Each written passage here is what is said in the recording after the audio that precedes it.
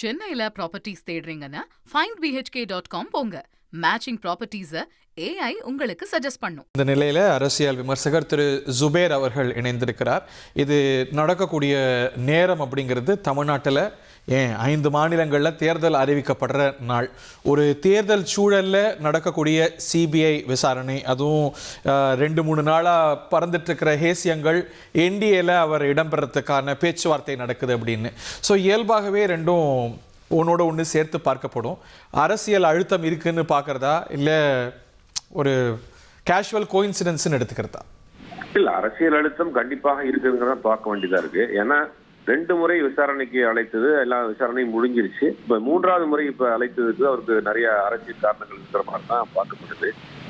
அதை எப்படி ஹேண்டில் பண்ண போறாரு அப்படிங்கிறது தெரியல. 2-3 நாளாவே தமிழ்நாடு முழுவதுமே அவர் என்டிஏக்கு போக போறாரு, என்ன முடிவு எடுக்க போறாரு, இல்ல தனிச்சு நிக்க போறாரா அப்படிங்கிற ஒரு ஆசிலேஷன்ல போகுது. ஒரு இக்கட்டான சூழல் விஜய் இருக்கிறாருங்கிற மட்டும் தெரியுது. விசாரணையும் அவர் ஹேண்டில் பண்ணணும், கூட்டணியும் கன்ஃபார்ம் பண்ணணும், தமிழ்நாட்டோட தேர்தலை சந்திக்கணும். இப்படி பல முனை தாக்குதல்ல விஜய் இருக்கிறார் இன்னைக்கு. பட் அந்த ஆப்டிக்ஸ் எப்படி, ஒருவேளை கூட்டணி அப்படிங்கிற ஒரு முடிவு எடுத்தா இதையும் அதையும் தொடர்பு படுத்தி தான் இயல்பா சொல்லுவாங்க. தொடர்பு இருக்கோ இல்லையோ, சிபிஐக்கு கூப்பிட்டாங்க, கூட்டணிக்கு போயிட்டாரு அப்படிங்கிற ஒரு இயல்பான ஒரு கனெக்ஷன் செய்யப்படும். அந்த முடிவை விஜய் எடுக்கக்கூடும் நினைக்கிறீங்களா?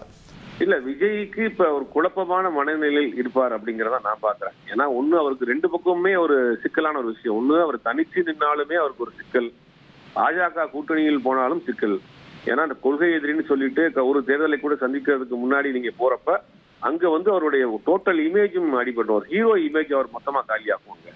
அங்க போய் அவர் எப்படி அவரை அகாமடேட் பண்ணுவாங்க? அவரை ஒண்ணு அவர் துணை முதலமைச்சரா இல்ல எதிர்கட்சி தலைவரா, எப்படி அதை கொண்டு வந்தாங்க இது பண்ணுவாருன்னு தெரியல. பட் இவர் இதுவரைக்கும் நான் தான் தமிழ்நாட்டின் தூய சக்தி, மாற்று அரசியல், நாங்க தமிழ்நாட்டினுடைய அடுத்த பில்லர் அப்படிங்கிற மாதிரி அவர் பேசிட்டு இருந்தவர். இப்ப அங்க போனார்னா அவர் ஒட்டுமொத்த அவர் ஹீரோ இமேஜுமே அங்க காலியாகும். இப்ப அவருடைய சினிமா கேரியரும் சேர்த்து காலியாகும். அது ஒரு சிக்கல் இருக்கு அவருக்கு. இப்ப தனியாக நிக்கிறாரு, தேர்தலை சந்திக்கிறாரு, வெற்றி தோல்வி அப்படிங்கறத தாண்டி இப்ப அங்க போகிறப்ப என்ன ஆகும்னா அவருடைய இமேஜும் சேர்ந்து காலி, அரசியல் வாழ்க்கையை தாண்டி இமேஜும் சேர்ந்து காலியாகக்கூடிய ஒரு சிக்கல் இருக்கு. இந்த நேரத்தில் அவருக்கு வெல்வெச்சரா இருக்கக்கூடிய அவங்க அப்பா மாதிரியான ஆட்கள் கூட இருந்தாருன்னா இது சரியா டேக்கிள் பண்ணிருப்பாரு. ஏன்னா ஒரு பக்கம் விசாரணை, ஒரு பக்கம் கூட்டணி, தேர்தல் தேதி இன்னைக்கு ஈவினிங்குள்ள அறிவிக்க போறாங்கிற செய்தி வருது.